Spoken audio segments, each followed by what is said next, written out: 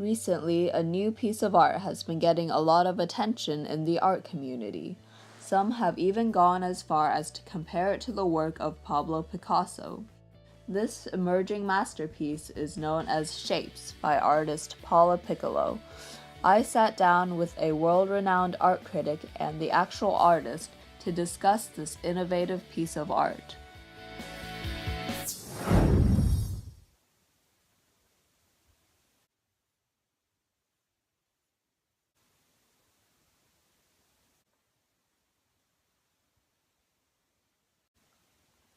So, what are some of your thoughts on this artwork? Oh, where do I even begin? This piece of art is truly one of a kind. It's such a beautifully well thought out commentary on the state of our society today.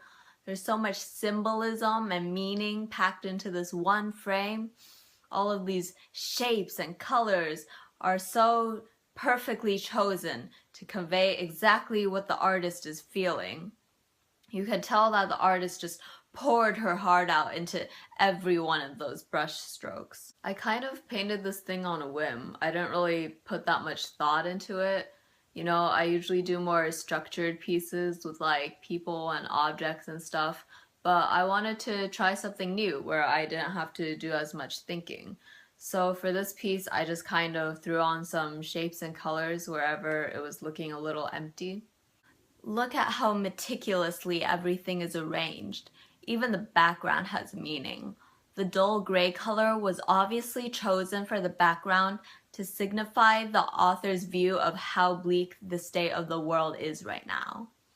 I thought having a gray background would be good for contrasting brighter colors on. Red is commonly used to show anger or rage, but I think it means something different here because the red used in this painting is exactly 2.5 shades lighter than the candy apple red that's usually used to express anger.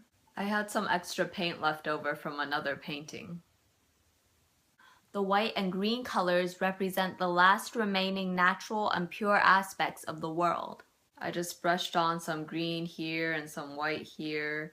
The dark gray smudges in the lower left-hand corner of the page represent the imperfections of humanity as a whole and how they are always present and unavoidable.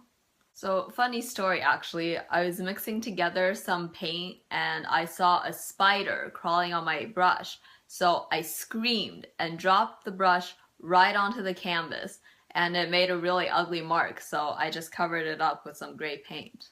Now, the central circle is what really makes this piece a masterpiece, especially when you realize that this circle touches every single color used in the rest of the painting. It could be a literal representation of the planet, which would make sense because then the smaller green circle off to the side would represent the moon and the orange circle would represent the sun. Or perhaps the large circle represents an invisible thread that connects everything in society together, and the circle that's off to the side represents people who are isolated from society. The possibilities are limitless, and there's no way to know for sure what the artist originally intended by drawing these two circles, but the meaning behind them is obviously very interconnected. I was like, I really need to practice drawing circles. So I painted that large circle and it turned out really well and I was super proud of myself, but then I realized that it was off center and I was like, and so then I painted a smaller circle next to it to kind of balance it out.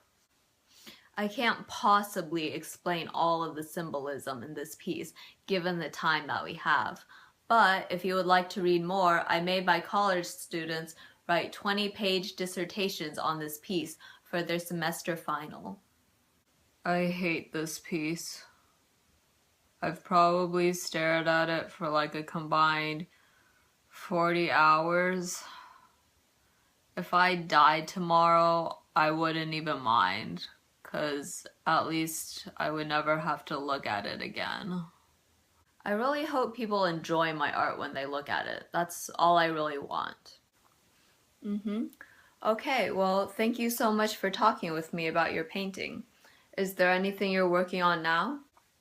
Yes, there is actually. I decided to go back to doing people and portraits, and my next piece is going to be of a man submerged up to his neck in water with only his head visible above the waterline.